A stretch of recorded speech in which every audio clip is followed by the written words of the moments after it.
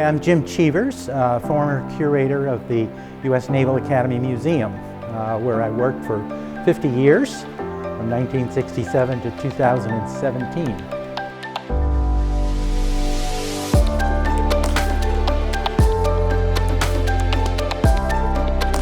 We are so rich in the Four Rivers area in our heritage and our material culture and what has survived and come down to us, not only in architecture of the 17th, 18th century and 19th century, some wonderful, wonderful examples, but also in artifacts. And I always get a charge too out of one of our local guide services who dress in costumes to represent. Not many of the textile materials have come down to us, but they are helping us understand what people wore in the colonial period, just through making reproductions even.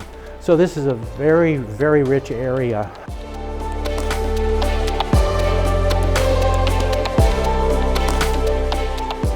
One of the first major collections to come into the Naval Academy Lyceum, as they originally called the museum, were the Navy's trophy flags, which included the famous "Don't Give Up the Ship" battle signal flag used on Lake Erie by Commodore Oliver Hazard Perry in 1813.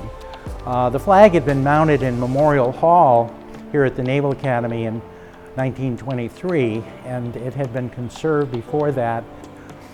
They had cheated a bit and put a whole new piece of blue fabric over the original letters, or around the original letters that said "Don't Give Up the Ship."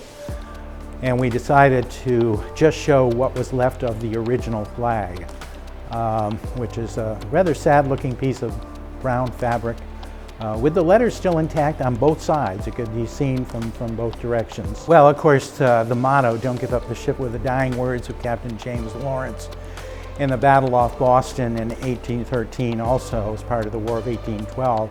And as they were carrying his body below, those were among his last words.